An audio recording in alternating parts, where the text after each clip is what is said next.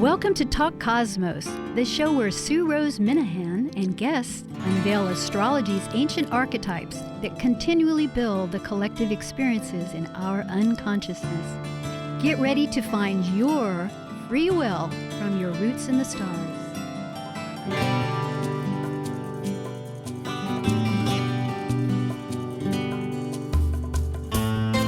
Hi, I'm Sue Rose Minahan, and tonight is August 3rd, 2019, and the show repeats on Thursday, August 8th at 6 o'clock in the morning, and that's Pacific time.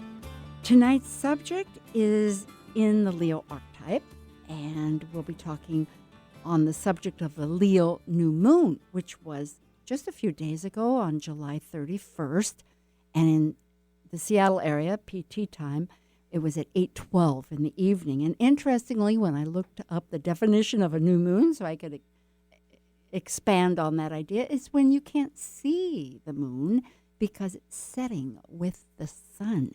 It happens to be at 8:12, which is in this part of the region of the Northwest, when the sun is setting. And if it were visible, which is during an eclipse, of course, the corona, it sits right directly in front of the sun. And because of the relationship of the distance, amazingly, which is a 108 number, if you Google sun, moon 108, amazing factors come up that show all these patterns of distances that all come to 108. However, for tonight, this stellium, a stellium basically is when there are 3 planets in the same sign. And for this new moon, there were 5. The sun and the moon, of course, along with Venus and Mars. And interestingly, Vesta, which is an asteroid. Vesta was discovered in 1806 by a German scientist, and she was the 3rd to be discovered. And in the ancient pre-Hellenistic mythology, Juno, which was Hera, which we will in this conversation go back and forth, so that if just hopefully that'll register. Hera, the Greek, Juno, the Roman, they kept the same gods and goddesses, but just changed the names. So she was the 3rd, as I was saying, with the asteroid discovery, which is another little insight how to just understand things or these physical properties. Hera was the 3rd goddess to be born in the genealogy, you could say, of mythology. There was first a fire goddess, and then there was Demetra, Ceres, also called the earth goddess, and then there was Hera. So there is a lot to be learned about this subject in so many ways. So tonight, because there's so many factors, but I will look forward to discussing this with my guest tonight, who is Amanda Pierce, and she's from Seattle. She's located right here and does astrology, an eclectic form of astrology with her energy work, meditation, writing, editing, and consultations. In fact, she has a forthcoming empowerment-based, she's a meditation teacher, empowerment-based meditation teacher, which will relate strongly with perhaps some of the significance of what we're talking about, how to reach deeper within yourselves, and that'll be coming up later in the fall, and she can discuss that. And her purpose of this eclectic style, astrology, energy, magic, is a soul-centered process. She has a BA in psychology, and other factors were she's been on our local board for the Washington State Astrological Association and the last great United Astrology Conference in 2018 as a volunteer coordinator. So hello, Amanda. It's great to have you back. You know, you've been on 2 other occasions, and I meant to throw that out, and I will right now. If you go back to June 23rd, 2018, in August, I think it was the 4th, there's 2 other archives, but today is another one. So hi again. Hi, Sue. Thank you for having me. I'm excited to talk about Juno and the new moon. it really is significant. This chart gives such promise to really bring Juno up. She's looking into this. I think we were both pretty excited to find out some really great features about her, other than some of the legacy that's been defined through patriarchy. Yeah, and not only does she show up prominently in the new moon chart, but also in the full moon chart. So it's the new moon being the seeding point, or where new energy is coming in, and the full moon being that the kind of full representation of how it's flowed. And yeah, how the climax Yes. continues. I'm so glad you brought that up. That's really essential for a new moon and for our audience to recognize that every month we have one, and it's this reseeding, as you say, the new beginning. And here she sits, and looking at, when I read the initial definition, it's commitment. She was the queen of, she was forced in marriage as the mythology to Zeus. Neither one of them really wanted a marriage. It was for convenience. It's not the prettiest relationship picture No. when you look at it. It's pretty. It was a pretty challenging relationship, and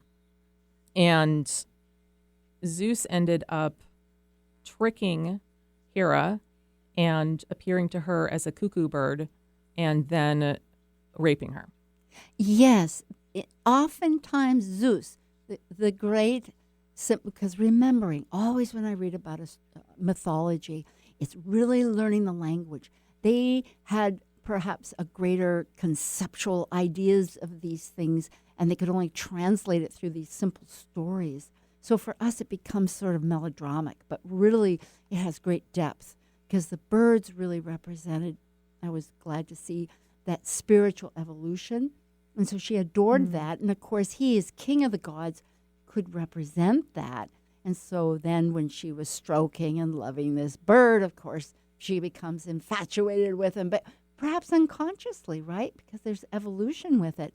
And then out of the shame, decides to marry him. Shame and obligation, and that was the beginning of their relationship. So, and then there was a kind of a lovey-dovey magical period for a short time, and then everything kind of hit the fan again. Well, because he had a lot of other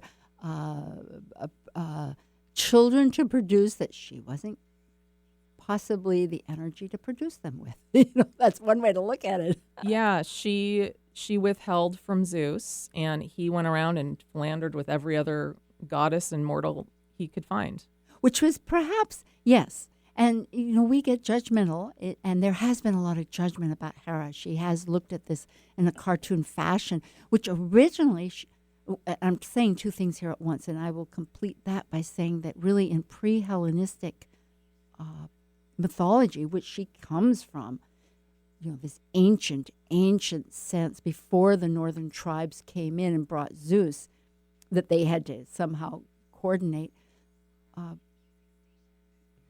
Boy, what was it? It was a little distracting here. I was saying a couple of things, and boy. Well, I love that you brought up the fact that Hera was around before the Greek mythology. It's not like this myth started in Greece. Yes. It was really when the, let me see if I can pronounce this correctly, the Achaean tribe from the north of Greece came in and conquered the local people, where Hera was their goddess, and a very strong goddess, that they ended up having to incorporate Hera into their own mythology so that people wouldn't give her up. Yeah, they people wouldn't to. give her up. So they had to find a way to kind of merge her in. And marriage was very convenient. And she was incredibly self-sufficient. She had no consort at all in this originally, and then she was kind of forced into this marriage. And even in the Greek mythology, it's not a pleasant union for either. And so that really represents how the conquering tribe and the local tribes kind of coexisted. And it's so fascinating to me to see this energy evolve at this moment, because I'm beginning to really see, as we study further and further with astrology, as all astrologers see, and as hopefully those people that are learning realize, it is these cycles.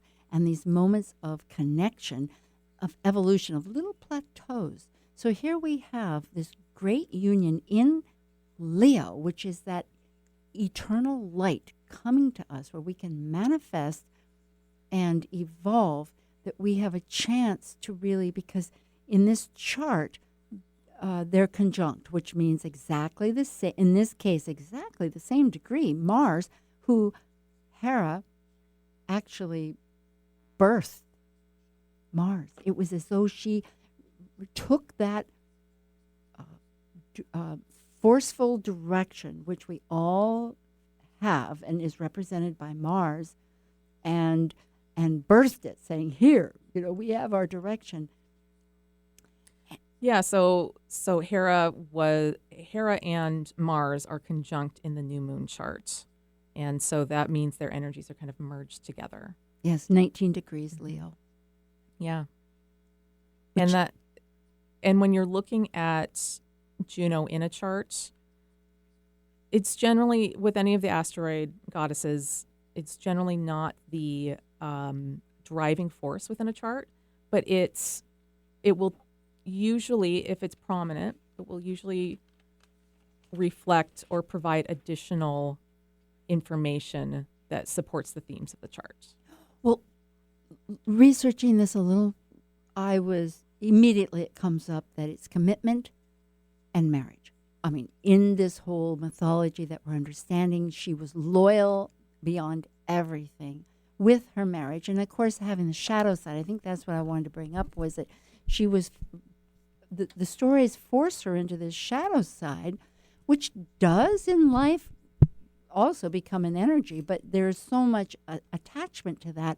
Whereas originally she is one of great wisdom, and I won't say wisdom, but there's many other generous attributes. Yeah, she was considered very strong, very powerful, very generous. Yeah, woman's individuality.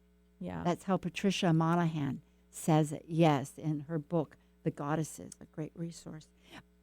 But if she was so loyal, which she was, which I think in an earlier conversation, because we've hashed this out a bit, that that was her downfall. This loyalty was brought to an extreme manipulation.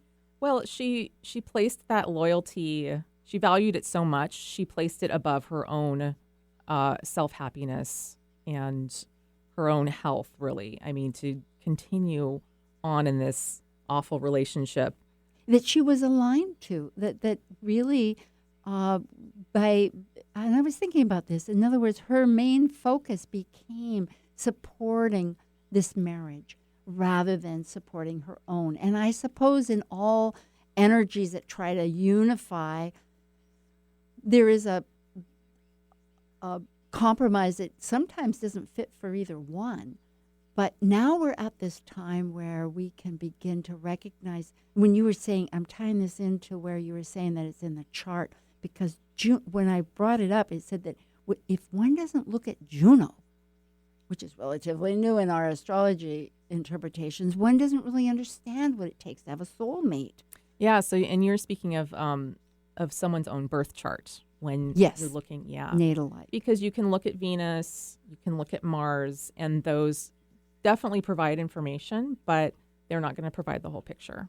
No, and as it was saying, because Venus is what we are attracted to, and Mars is certainly that direction and the sexual conquest of, looking at just a marriage relationship. But then, depending on where your chart is with your natal Juno, it could be in any area. Like mine's in my 10th house. Yeah.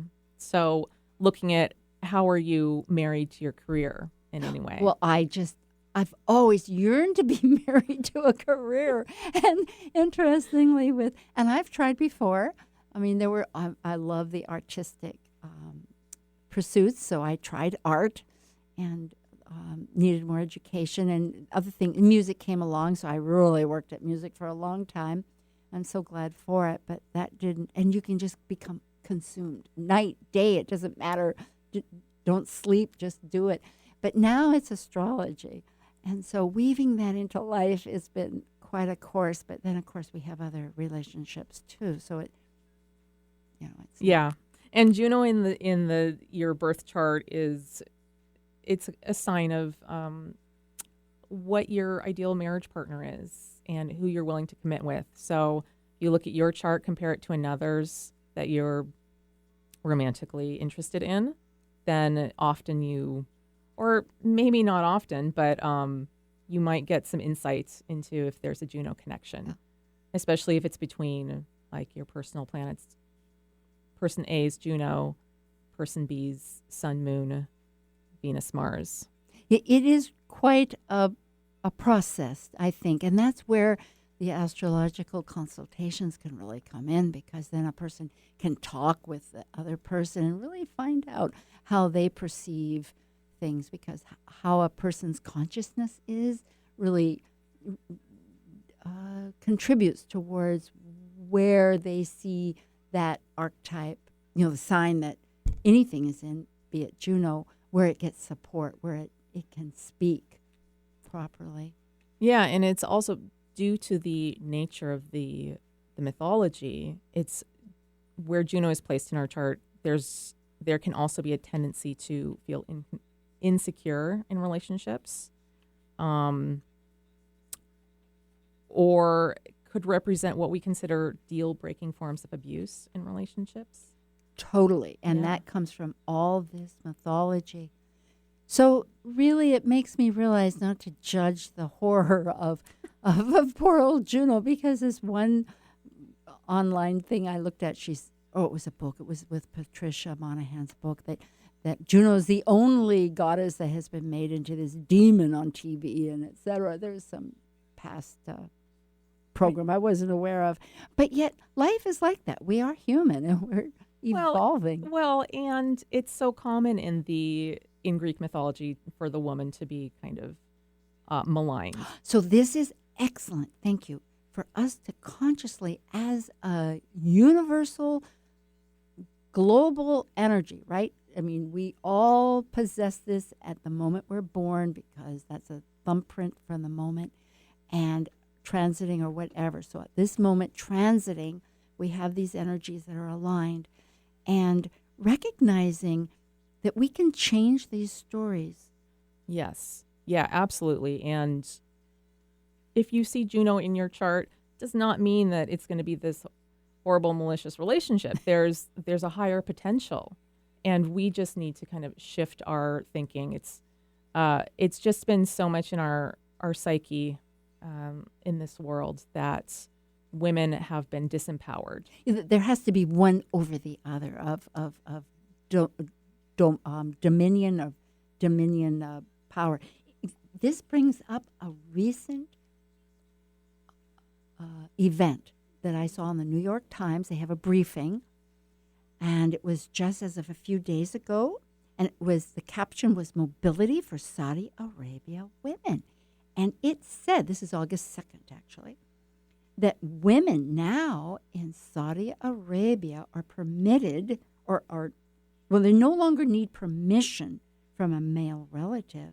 They can now obtain passports for travel and for work. Fantastic. I love that. And I love how that ties in with the new moon chart as well, because Juno, if you're looking at an event chart, like a new moon chart, Juno can often represent the powerless. And here it is conjunct Mars, and Mars brings a lot of energy. And it's kind of ushering in this new seeded period for Saudi Arabian women. It is very representational and significant as a clear result that's happening. And for all of us, it's just because we all possess every element, the masculine and the feminine within, and we're constantly raising our consciousness as to what does it mean to be a whole person with these energies in us. So by looking at some of the inherited, and right now our nodes that means the lunar nodes for people that are wondering, and they're points, but it is we're midstream. It's an 18-month period, and we're about 9 months, 10 months involved, where we come from the Capricorn structural, traditional rules, just to generally put that out, to evolving towards emotional, compassionate, Nurturing. thank you, Cancerian attitude. And so it means, like, and you brought this up, that we're really clearing the family baggage, you might say, all of us. And this helps. Cancer, Capricorn are both family signs. They represent the midheaven and the IC in the chart, which is your family lineage. And so with the nodes there, during this period, we're all kind of family patterning is coming up. The past and Yeah. the distant past. I'm just shocked. I think of past because you look at the calendar. Oh, maybe it was last year somehow. No, we're talking centuries, thousands of years, maybe millenniums in some ways. It keeps resurfacing.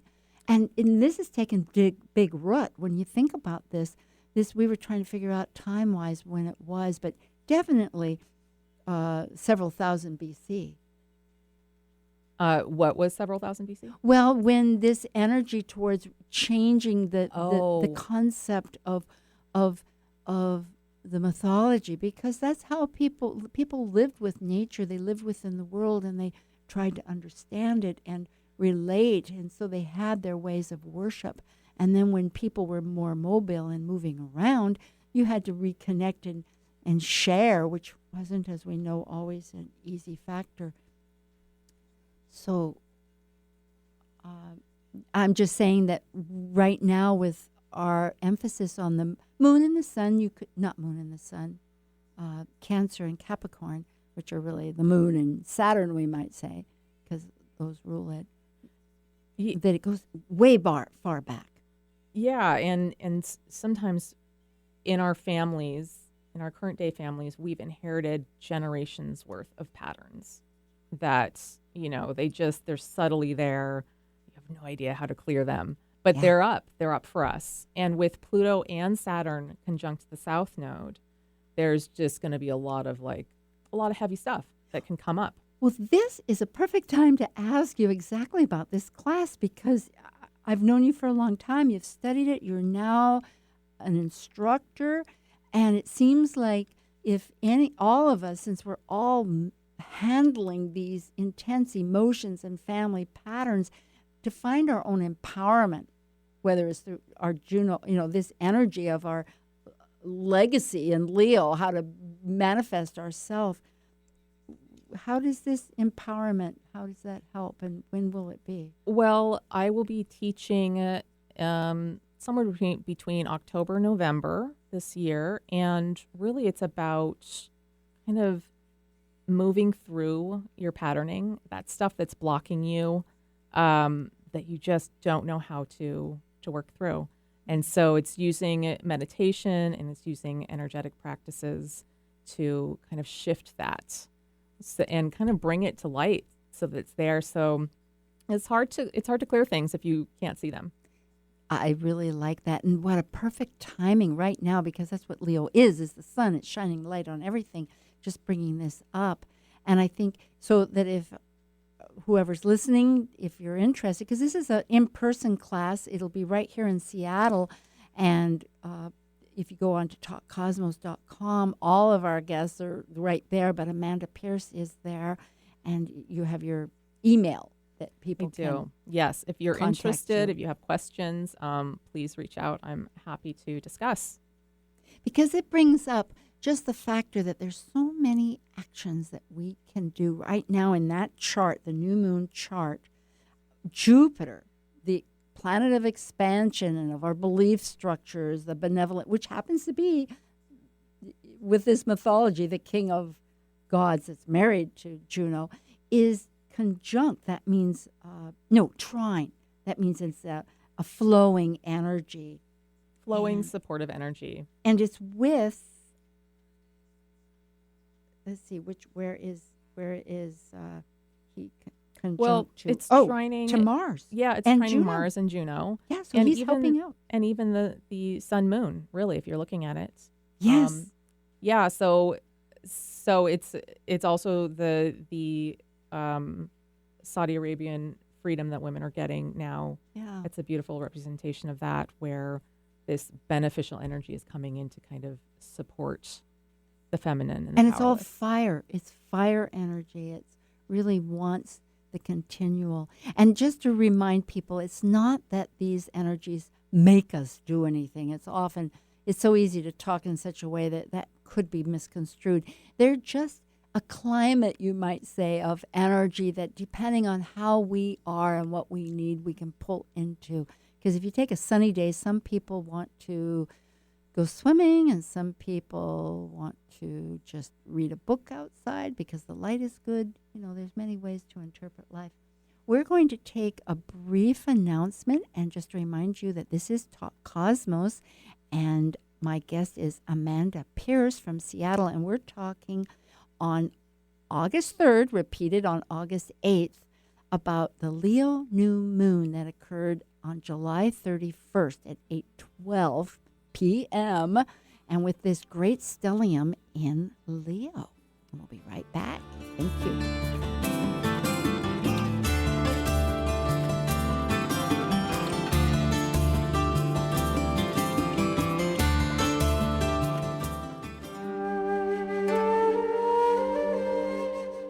While we take a break from this week's edition of Talk Cosmos, let's take a look at this cycle's archetype.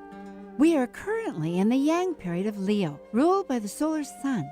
Having departed from a cycle based on the internal process of emotional attachments requiring security and safety, the energy of Leo externally manifests our legacy through children and artistic creations. As a fixed Yang fire sign that desires to ignite actualization, Leo the lion takes the risk to generously exhibit love and welcome all to share their stage with joyous pleasure for living life. Hello, this is Dr. Judy Safrir. I'm a holistic psychiatrist in the Boston area and an evolutionary astrologer. And you're listening to Talk Cosmos on Alternative Talk 1150 AM, where we discuss the meaningfulness of our roots in the stars. Alternative Talk 1150, online at 1150kknw.com. Hello again. This is Talk Cosmos, July 3, repeating August. Oh, August. Thank you, Amanda. Amanda Pierce, August 8th. And just to say, too, that for those people that we're now on iTunes, Podcast 1, you can subscribe. So do check that out. It's really exciting as we continue to venture. So, and you can find all this information, well, ideally on talkcosmos.com. So we are talking about this new moon, July 31st, happening at 8:12 p.m. And we were going to bring up some other factors that are very pertinent. Yeah, so we talked about Juno conjunct Mars, and I just want to touch on that a little bit more, that when you look at Mars, often that is considered a malefic. It's considered a bad sign. But if you are looking to kind of embrace the magic of Mars, then you're going to look at it as kind of its highest potential is really being self first. Yeah, good, because Yes. it breaks away, and it is on that experience of becoming. Yes, and Juno wasn't really, per the Greek myth, was not very self-first. She kind of sacrificed herself a lot and sacrificed herself to the marriage and her husband and the commitment. Redefined that way, yes. Yeah. Through the marriage. Yeah, and so here's an opportunity where Mars is bringing a lot of energy to have us look at our Juno relationships. And Juno doesn't have to represent romantic relationships. It can also be any one-on-one relationship that we have where there's some type of commitment or bond going on. Beautiful points. And it reminds me of alliances. And that was brought to my attention, a wonderful new way of looking at Juno, because there's a woman, well-known woman, Colette Baron Reed. She's a medium, a mystic of TV. I mean, she has, with Hay House, many oracle cards. And I happen to have her goddess power oracle cards, and she has a book. And on it, she brought the essence of it was to redefine these wonderful goddesses on current terms. And alliance is what she kept bringing up. And it's so pertinent because if Hera, being the queen of the gods, married to the king of the gods, had power, and it was in that alliance that, as we have indicated earlier, wasn't always to her best. Her sense of loyalty was betrayed and alienated, and that brings up the shadow side. But by aligning with Mars, which is that energetic becoming, which happened to be one of her children that she birthed, which is so wonderful. It's like reconnecting, bringing in the alliance of herself. And reconnecting with her own masculine, really. Oh, yes. Yeah, and not masculinity. Yeah, and not projecting that out and thinking that it's all within the other. That's so wonderful. Projection is something I've learned through astrology, mostly that we, I say, because we're all human, can easily do because we don't see it in ourselves, but to see it, we see it outside of ourselves. And Juno is represented by represented by two signs, Libra and Scorpio, and Libra is very much associated with projection. So Juno is often an area where we can project in relationships. And because I might defend of course Mars is defending, right? But with Libra, it is the other. It is the seventh house. It naturally is concerned with the other, and therefore it can often get carried away and think it's all about the other rather than how oneself is in relationship with the other. So yes, that's good to bring up that factor again back home on this chart, that the Juno is at the same degree of Mars, our action. So how is our marriage and how is our commitment and to what values, which again in that chart, I believe that the sun and the moon, which is 8 degrees Leo, is being squared by Uranus, which happens to be in Taurus, and Uranus is that disruptor that wants brings on suddenness, but wants us to be authentic. What's the real vision? Yeah, it wants us to release that which is not working for us. So it's a point of where we can break free from freedom. From what's been holding us back. And so, like Sue said, Uranus is squaring the moon and the sun, but it's also squaring Venus because Venus is right there with the sun and moon. So it's in a very prominent position in this chart, which is then tying in Juno because Venus is, again, relationships. And when we speak of square, there's a lot of math when it comes to astrology. So the deeper you want to get involved, and it can be very simplified, but just because if you don't know, it is an aspect, we call them aspects of tension. It's 90 degrees, there's 360 in the, circle of the zodiac, of the horoscope. So this is with there's tension. I often think of it like if it's a square of a corner, the water's rushing in and it's got to go somewhere. It's got to get resolved. Yeah. And so this being a new moon, this is kind of a seed period. And Uranus squaring it there could potentially be shakeups. Yes, and sudden ones. And epiphanies, like you had said earlier. I love that word. Yeah, and it being with the new moon in Leo, it's a very subjective sign. So sometimes it's hard to... Which is the subjective sign? Leo. Oh, thank you. Yeah. Okay, I had to get... Thank you, I'm on target. Yeah.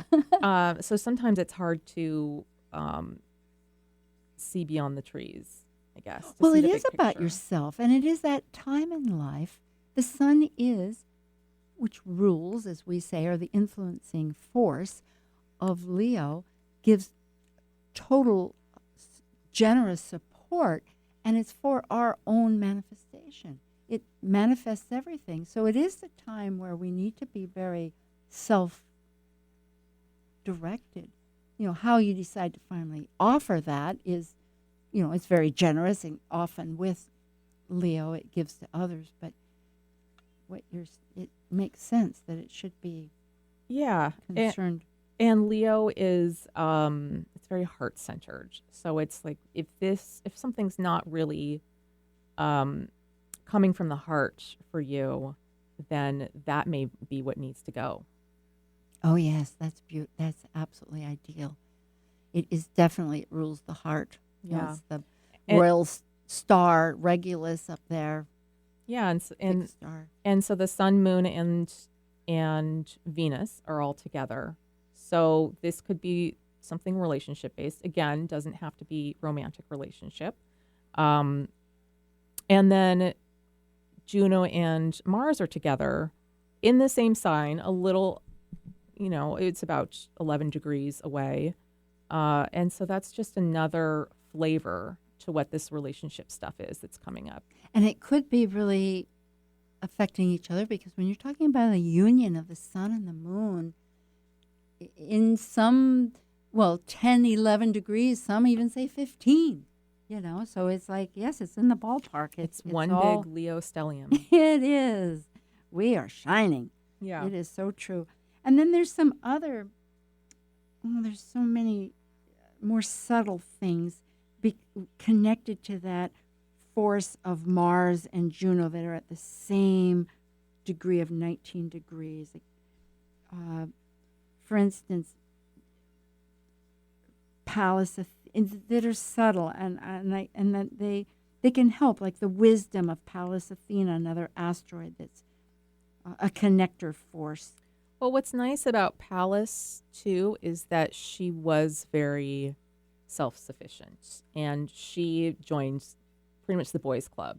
Now, she was born from Zeus's head. Mhm. So this is a fascinating new way of uniting these forces in more of a fresh way, because both Zeus and Juno, or Jupiter and Hera, I mean, I'm mixing up the Greek and the Roman, but when you get familiar, they're all there. Both birthed without, essentially in a sense, without a mate, through their own essence. Of course, Jupiter, he swallowed his wife as a fly, because he demoted her and she was willing to do that, which really shows that in some ways that didn't work, did it? The first wife didn't work for Jupiter because she just allowed herself to get so small into a fly that he could swallow her, and she was pregnant at the time, and so he let out this woman of wisdom. I did not know. Yeah, I just about love that the fly. mythology. I keep going That's deeper, great. and it keeps reconnecting. And yet here he's forced into this other marriage with this great goddess that was now, how are they going to coordinate this sense of loyalty when his purpose, obviously, was not to really be married, because he had, he produced a lot of, if you look at mythology, so many other great energies. I mean, there's not to go into it, but there's this one with Io, who births. Oh my goodness, it's deep. We'll just pardon. He had me, a lot of folks. children. He did, and they all had purposes, And Yes. so there is, when you think about it, we all are manifesting through the energy of the spiritual purpose, coordinating within us our purpose, right? Yeah, absolutely. And so in mythology, yes. Yeah. One of the other connections to Juno Mars in the chart is a quincunx from Neptune. Oh, now that's a quincunx. Yes. a Oh, quincunx. 72 degrees Yeah. of talent. Oh, talent. Is that how you see I just quincunx? read. Interesting. Well, it wasn't me. I'm always trying to understand what is. Say that again. Quincunx. Quincunx. I know that Rick Levine really understands this and gives great definition for it. But so I keep trying to find out, though. It's not one that I've always searched for. But I have read that talent is our talent. Oh, that's interesting. I like that. Mhm. I like to see the what's the positive spin we can give to this, so it's not all doom and gloom. Oh, no, you know? exactly. There are Yeah. things that, when you think about it, well, a lot of this is that we have this polarity right now between the material and the spiritual. That's one way it's been looked at. And it keeps coming forth with things like we look at the definition of things like the squares, what's the form that's abrasive, that needs to be resolved. That's in astrology, what makes action. But there are talents and they're abstract. Yeah. So your quincunx that you're talking about. So, and when I see a quincunx, it's a very unstable energy. It's hard for the flow of energy to really get into a groove.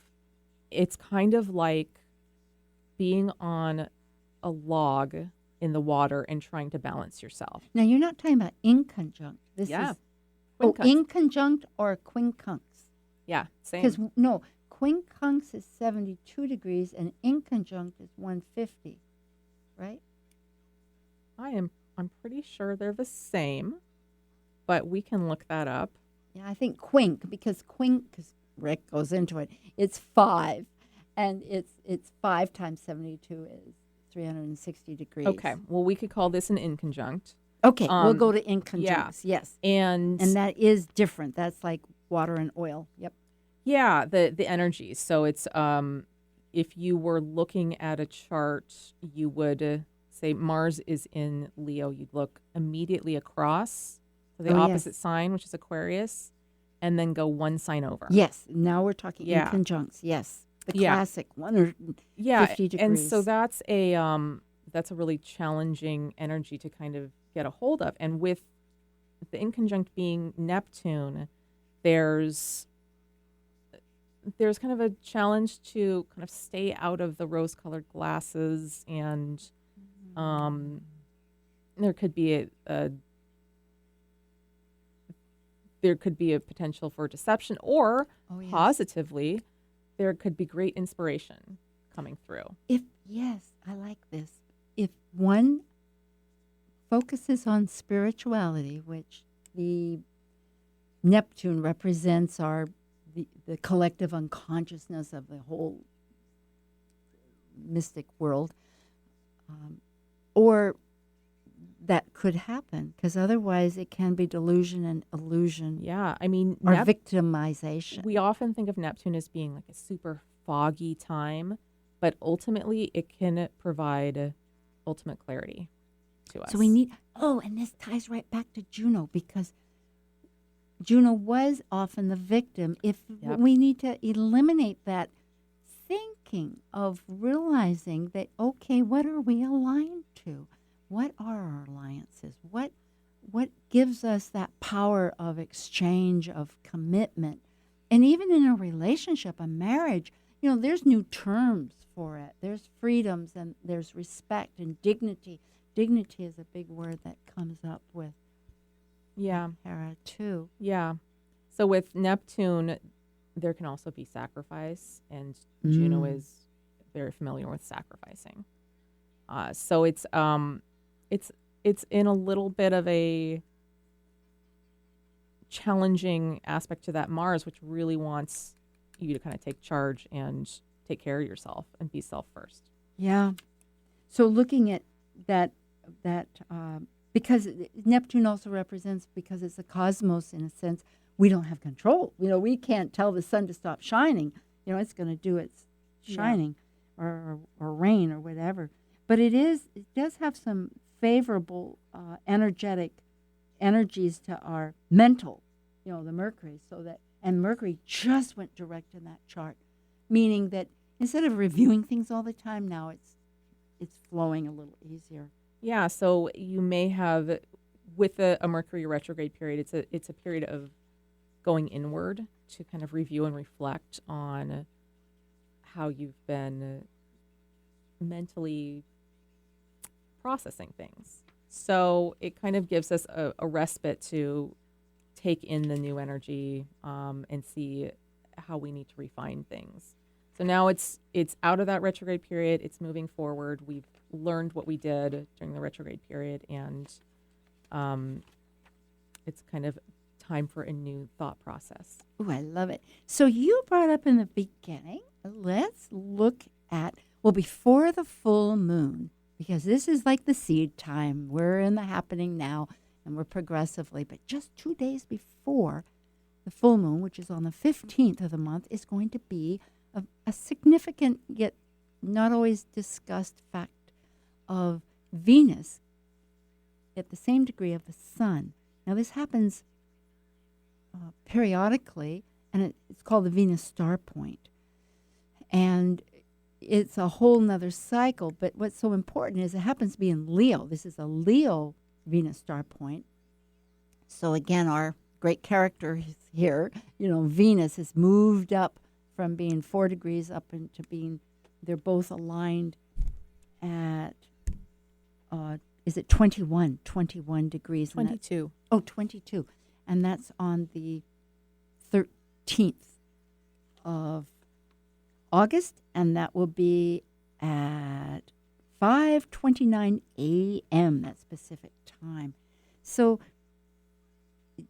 we won't go a huge amount into the Venus star point because we're going to talk about the full moon, but just to say there are really incremental energetic assistances, because what a Venus star point does is that it's a significant backdrop for the next 8 months until the following Venus star point, which will be in June. And at the moment, we're just finishing up Scorpio. And if you're wondering why these, well, it's because it's a 5-point system, and there's wonderful astrologers. Ariel Gutman is one that really significantly look up her book, and then Adam Gainsbourg is another, and then there's others that bring this factor up. But it is something, too, where this energy of the Leo, of us, the Venus star point, which is actually the queen of the earth and heavens, she changes into this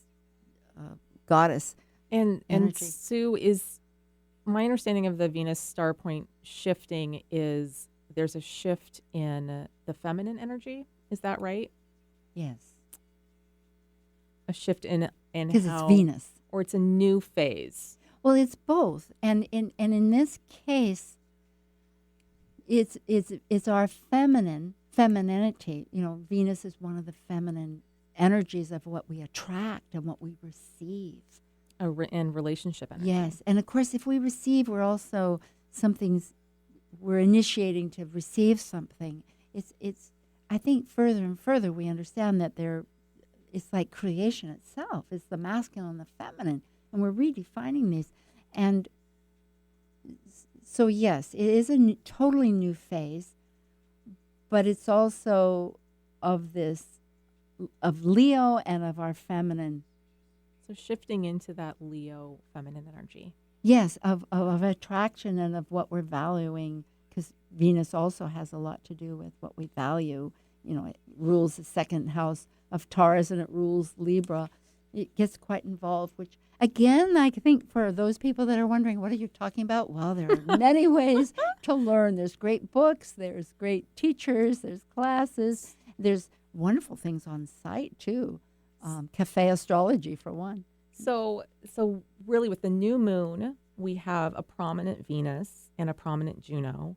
And then 2 weeks later, we have the full moon. Right before that full moon happens is a new Venus star point. Yes, that 2 comes days. into place. And then during the full moon, there's also a prominent Venus. So we're really in a kind of a relationship month here, and how we are looking at relationships, how we're valuing relationships, what it is that we need to feel fulfilled within relationships. How are we making sure that we have equal relationships, that there's equality within them, and instead of feeling disempowered within them. Yeah, and equal, not in the sense of actually a perfect balance, but both have the respect of their diverse strengths of how they Perfect. serve us. Yes, because I think maybe in the past, maybe that was a little bit of the problem way back with the Hellenistic times of trying to incorporate these two powerful energies, was not recognizing that both could have their strength in their own domain, and not pre-described, but really how do we see it among ourselves? Yeah, The freedom. absolutely. Kind of like Saudi Arabia, people can work and they can travel. Yeah. How and what and where, well, that's their choice. Yippee. Yeah. An equal distribution of power. Yeah. So, looking at the full moon, I know you were mentioning that this is very,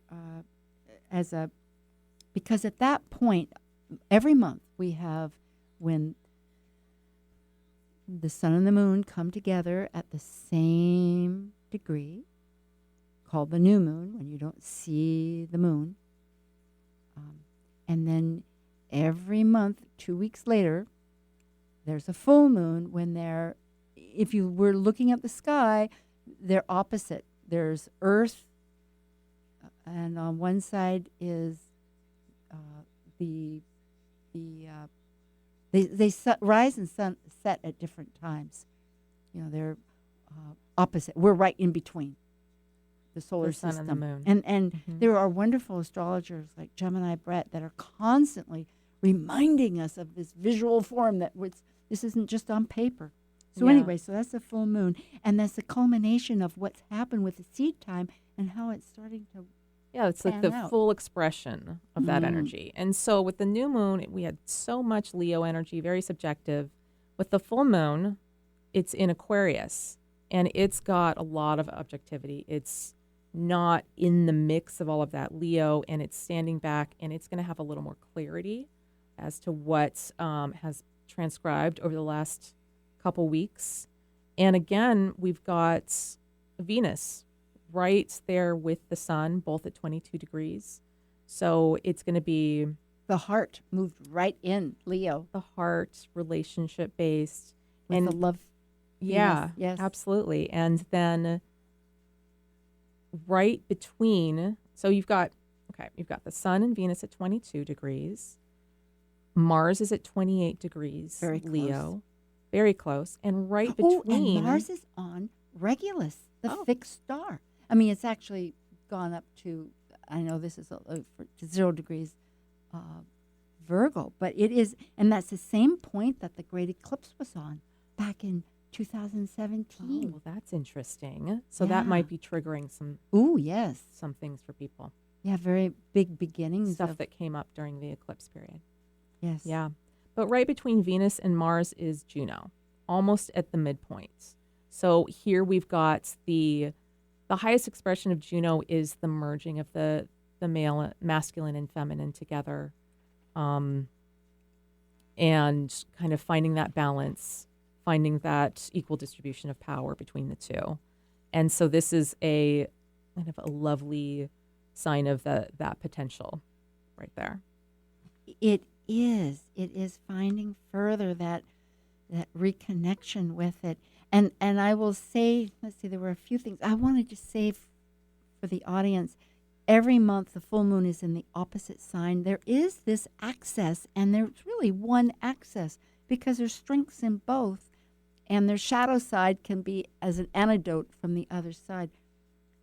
Let me take a moment here just to say that next week on the 10th, Bear River will be returning, and he is from the Bay Area now. He moved from Seattle, and we will be continuing this general archetype of Leo, and that. And again, we are on iTunes Podcast 1. You can listen to us. This is Talk Cosmos, but is now being wonderfully involved with Podcast 1. And this is 1150 KKNW. So if you want to find out about us, there's many different ways, but also talkcosmos.com. And we will repeat this on August 8th. And tonight I am speaking on August 3rd with Amanda Pierce. And to find out about herself and her class that's coming up in October, something like that. October, November. Oh, yes. In the fall, in the autumn. Yeah. You can find me at amandamoonastrology@gmail.com and amandamoon.net. Very good. So we have a brief, less than a minute here that we can tie up this wonderful thought. It just is like mythology I'm learning. Like, talk about the distant past between the nodes. Here it is. That there is a reason why to reconnect. with languages, of whole thought systems, Absolutely. and redefine our sense of what relationship, meaning our Juno, that asteroid, thankfully now we even see it in the charts, has to do about commitment, that it's to ourselves. You know, we have the choice. How are we going to make our alliances? Yeah, and to finish this off about Juno, a mature Juno is diplomatic, it's tactful, it's cooperative, and it's mutually trusting. Oh, I love you, So Amanda. it's not all bad. Thank you. Yeah. Okay, everybody, be fabulous. You are. We'll see you next week. Thank you for listening to Talk Cosmos, the show where Sue Rose Minahan and guests unveil astrology's ancient archetypes that continually build the collective experiences in our unconsciousness. Be sure to tune in next Saturday at 6 p.m. to continue finding your roots in the stars.